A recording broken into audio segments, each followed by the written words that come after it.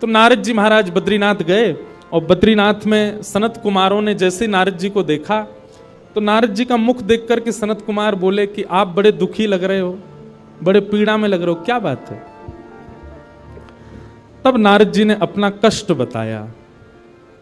अहम तुम पृथ्वीं यातो ज्ञात्वा सर्वोत्तमामिति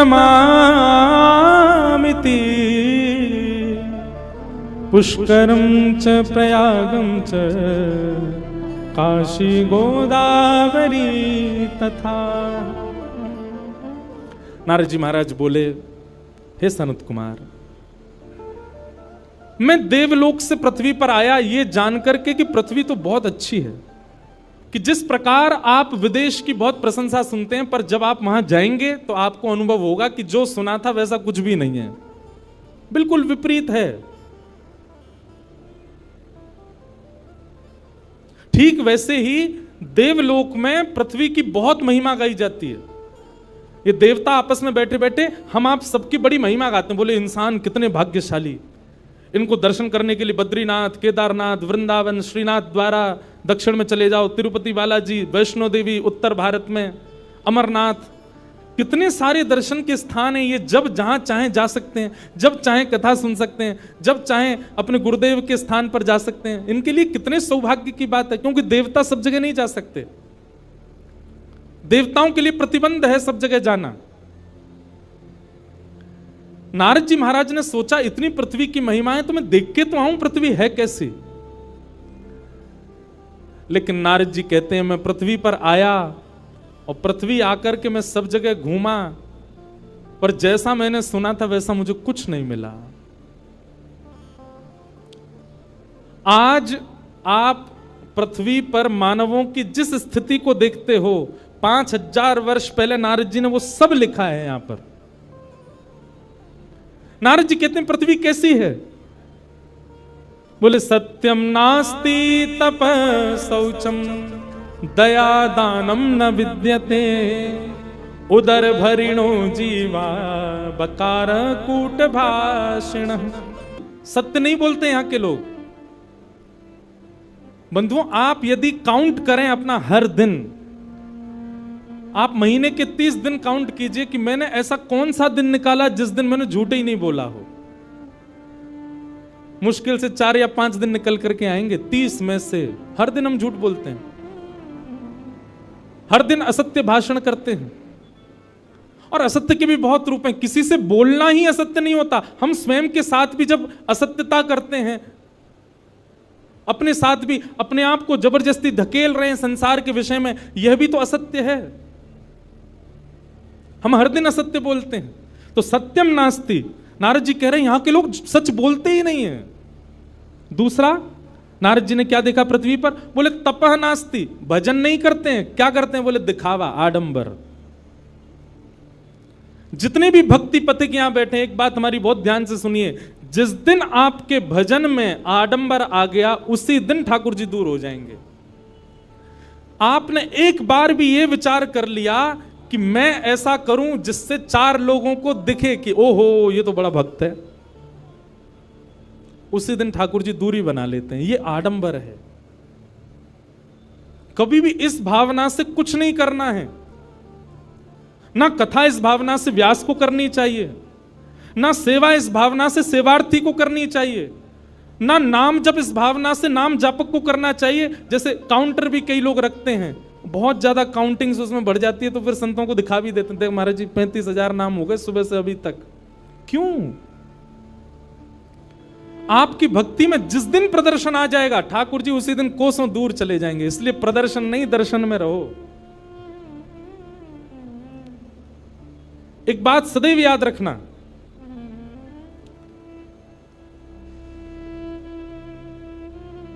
धन और विद्या जितनी बांटोगे उतनी बढ़ेगी। प्रेम और भजन जितना छुपाओगे उतना बढ़ेगा। विद्या का यदि आपने विस्तारीकरण नहीं किया, बांटा नहीं, तो विद्या आपकी खराब हो जाएगी। ऐसी धन, बहुत धन हो जाए और आप उसको जमा करते जाओ, कहीं दो मत, तो धन भी खराब हो जाएगा। कैसे खराब होगा? आपके परिवार की मति बिगाड़ देगा, वो गलत जगह पे उसको खर्च करने लग जाएंगे। शौचम नास्ति, बोले पवित्रता केवल दिखावे की है। नहा लेते हैं 2 बार दिन में, लेकिन पवित्र नहीं है। हम लोग स्वच्छ तो रहते हैं, हम लोग सुंदर तो रहते हैं, पर पवित्रता नहीं है। पवित्रता बाह्य नहीं होती, भीतर की होती है। पवित्र नहीं है। तपः नास्ति, शौचम नास्ति, तपः नास्ति, और क्या कह रहे हैं? बोले दया नास्ति, दया भी नहीं है हम लोगों के अंदर। दया के नाम पर भी हम केवल दिखावा करते हैं। और फिर क्या कह रहे हैं? बोले दानम नास्ति, दान भी नहीं करना जानते हम। एक बात हमारी सुनिएगा, दान का स्वरूप शास्त्रों में बताया गया कि अगर आपने किसी को कुछ दिया और देने के बाद में अगर आपने किसी से जाकर के कहा ये तो मैंने दिया था, उसी समय आपका दान का पुण्य खत्म हो जाता है। किसी को प्रदान करने के बाद आप गा नहीं सकते कि ये मैंने दिया था। और दान का मतलब धन देना ही नहीं होता, दान का मतलब वस्त्र देना ही नहीं होता, दान का मतलब असहाय को उसकी जरूरतमंद वस्तु देना ही नहीं होता। दान के रूप में बहुत कुछ आता है। कई बार ऐसा देखा गया कि किसी व्यक्ति की सहायता से कोई व्यक्ति बहुत श्रेष्ठ बन गया। अब वो श्रेष्ठ बन गया तो वो नीचे खड़ा खड़ा सबको बोलता है मैंने ही तो बनाया इसको, मेरे ही भजन से, मेरे ही बल से, मुझसे पैसे मांग के ले गया था, आज देखो इतना बड़ा आदमी बन गया। आप नहीं कह सकते इस बात को।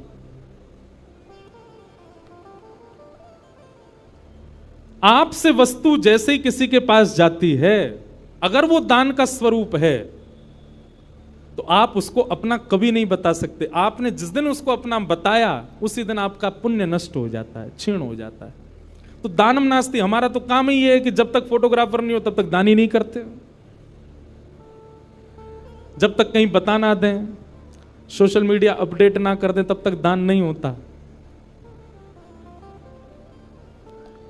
और फिर क्या कह रहे हैं? बोले केवल एक ही चीज के लिए हम सब लोग भाग रहे हैं। बोले क्या? उदर भरिणो जीवा, हमारा एक ही उद्देश्य है। बोले क्या? ऐसा कुछ करना है जिससे हमको भोजन मिल सके। उदर भरने की शिक्षा ही हम पा रहे हैं, उदर भरने के लिए ही मेहनत कर रहे हैं, उदर भरने के लिए पूरा दुनिया भाग रही है। अंत तो गत्वा, हमारी गति क्या है? बोले कुछ मिलना चाहिए, पेट में जाना चाहिए, बस इसी के लिए ही कर रहे हैं। आप ऐसा नहीं कह रहा हूं कि मैं इसके लिए नहीं जीना है, पर हमारा उद्देश्य केवल यही है। कई लोगों को तो इतनी भूख लगती है, वो बात बात पर केवल उनको यही चिंता है कि खाना क्या है। उदर भरिणो जीवा, नारद जी कह रहे हैं पृथ्वी के लोग ऐसे हैं। कैसे हैं? बोले उदर भरिणो जीवा। और फिर कैसे? बोले बरा का कूट भाषण, केवल दिखावे में अच्छा बोलते हैं, अंदर से सामने वाले का बुरा ही चाह रहे हैं। बस दिखावे में बोल रहे हैं कि आप अच्छे रहो, आपका ये काम बने, आपकी बिटिया बढ़िया रहे, आपके पुत्र बढ़िया रहे, पर भीतर से सब आपका अनिहित ही चाहते हैं। और नारद जी ने बहुत कुछ वर्णन किया। और क्या कहते हैं? बोले पाखंड निरता संतो विरक्ता सपरिग्रह तरुणी प्रभुता गे शाल को बुद्धिदायक। देखो, सत्य कड़वा होता है और कई लोगों को अच्छा भी नहीं लगता, पर यह सत्य है। हमको सत्य बोलना होता तो मंच से ही बोल देते हैं। यहां सब सार्वजनिक सुन लेते हैं ना लोग, अब एकांत में कोई मिले तब नहीं बोलता मैं। क्या बात कह रहे हैं? तो कहते हैं पाखंड निरताः संतो, बोले साधु संत सन्यासी विरक्त, ये भी संत इसलिए बने ताकि उसके रूप में आके पाखंड कर सकें। सबके लिए ऐसी बात नहीं कही जा रही है, पर अधिकतर परसेंटेज ज्यादा उन लोगों की है जिन्होंने भेष धारण किया है केवल। वास्तविक में वो संत नहीं है, वास्तविक में उनके मन में भाव नहीं है। और विरक्ता सा परिग्रह, है तो विरक्त, सब चीज से छूटे हुए, पर कहीं ना कहीं उनके मन में भी परिग्रह की इच्छा होती है, परिवार बसाने की इच्छा होती है। और क्या कह रहे हैं? बोले तरुणी प्रभुता गे है। घर में किसकी चलती है? बोले पत्नी की चलती है तरुणी प्रभुता गे है। माता पिता नहीं, बड़े बुजुर्ग नहीं, पर विवाह हो जाए तो पत्नी ही सर्वस्व है। तरुणी प्रभुता गे है शाल को बुद्धिदायक।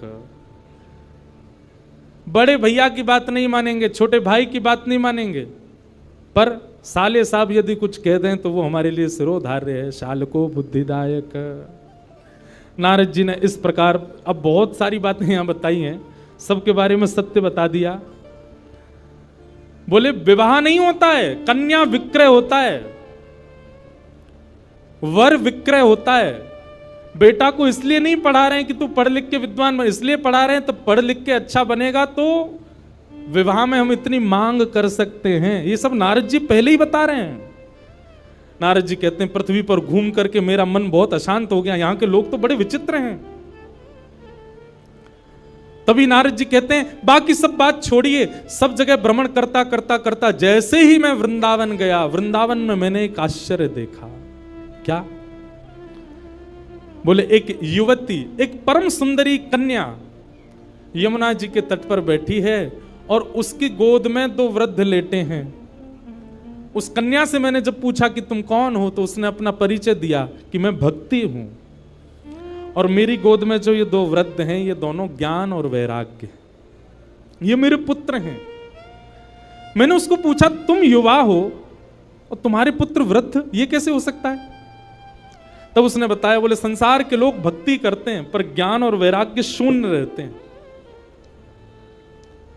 भैया हमारी प्रार्थना है केवल भक्ति मार्ग में आ जाना अच्छी बात है, पर भक्ति के दो पुत्र हैं ज्ञान और वैराग्य, उनके बिना यदि आप भक्ति मार्ग में जाओगे तो आप कभी ना कभी फिसल सकते हो, कभी ना कभी रुकावट आ सकती है।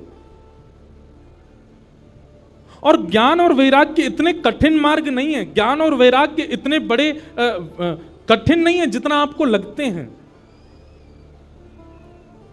ज्ञान का मतलब बहुत स्पष्ट है, सही और गलत की पहचान को ही ज्ञान कहते हैं। ज्ञान का मतलब बहुत नॉलेज ले लेना नहीं होता, बस सही और गलत क्या है इतना विवेक बुद्धि आ जाना, इसी को ज्ञान कहते हैं। और वैराग्य का मतलब सब छोड़ देना नहीं होता, वैराग्य का मतलब सबसे विरक्त हो जाना नहीं होता, वैराग्य का मतलब सबके बीच रहते हुए भी उसके प्रति आसक्ति ना होना, उसको वैराग्य कहते हैं। हम कथा वक्ता हैं, हम सब जगह जाते हैं, हर प्रकार के लोगों से मिलते हैं, हर प्रकार की वस्तु हर प्रकार का भोग हमारे सामने आता है, पर उसके प्रति इच्छा ना होना, इसी को वैराग्य कहते हैं। विदेश भी जाते हैं, सब जगह घूमते हैं, जो एक भोगी व्यक्ति संसारी व्यक्ति कर सकता है वो सब हमारे सामने भी प्रस्तुत होता है, पर सामने प्रस्तुत होते हुए भी उसको ना करना, यही वैराग्य है। सूरदास जी की पंक्ति में हर कथा में गाता हूं, तजोरे मन हरि विमुखन को संग, जाके संग कुमति उपजत है, जाके संग कुमति उपजत है, पड़त भजन में भंग, हाँ पड़त भजन में भंग, तजोरे मन हरि विमुखन को संग, तजोरे मन हरि विमुखन को संग। उन सब भावों का, उन सब वस्तुओं का त्याग करना है जिनसे ठाकुर जी की भक्ति कम होती है।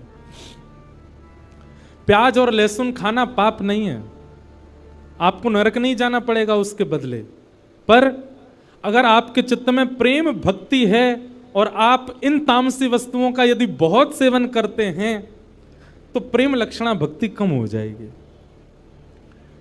आपके मन में त्याग की स्थिति है, आप बहुत जल्दी डिटैच हो जाते हैं चीजों से, लेकिन आप तामसी वस्तुओं का सेवन करते हैं तो आपके डिटैचमेंट की जो स्थिति है वो नष्ट होती चली जाएगी। साधक स्थिति, भक्त स्थिति हमारी कम होती है इन सब वस्तुओं के से, इसलिए उसको मना किया गया। वो सब भाव वर्ज्य बताए गए हैं भक्ति मार्ग में जिनसे ठाकुर जी की प्रेम लक्षणा भक्ति कम होती हो। इसलिए उन्हीं भावों में हम पैंट पहन के क्यों नहीं करते कथा, हम टी शर्ट पहन के क्यों नहीं आते कथा में, बगलबंदी क्यों पहनते हैं, धोती ही क्यों पहनते हैं। ठाकुर जी की प्रसादी बनाने वाले को भी हम यही क्यों कह रहे हैं कि धोती पहन के बनाओ। हम आप लोगों से भी क्यों निवेदन कर रहे हैं कि कम से कम तिलक लगाओ, कंठी माला गले में धारण करो। ये वैष्णव वेश धारण करने से भी आपका संग सुधरता है, आपका मन सुधरता है, आपकी भावना शुद्ध होती है, तामसिकता से आप बचते हो। इसलिए बहुत जरूरी है ये सब। तो वैराग्य का मतलब सब छोड़ देना नहीं होता, वैराग्य का मतलब सबके बीच रहते हुए भी उसके प्रति आसक्ति ना होना, इसको वैराग्य कहते हैं। ये भक्ति के दो पुत्र हैं, ज्ञान और वैराग्य। जब तक ये चित्त में नहीं आएंगे भक्ति महारानी प्रसन्न नहीं रह सकती, इसलिए इन दोनों को चित्त में धारण करो।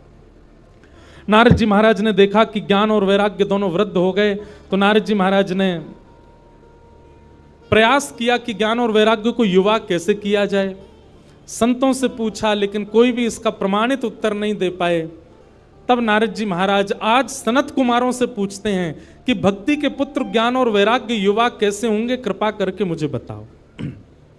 बहुत सावधानी से सुनना, भक्ति हम सबके चित्त में है पर ज्ञान वैराग्य पुत्र नहीं है हमारे पास। भक्ति के पुत्र वो कैसे आएंगे, उसी का उपाय यहां पर सनत कुमार बता रहे हैं।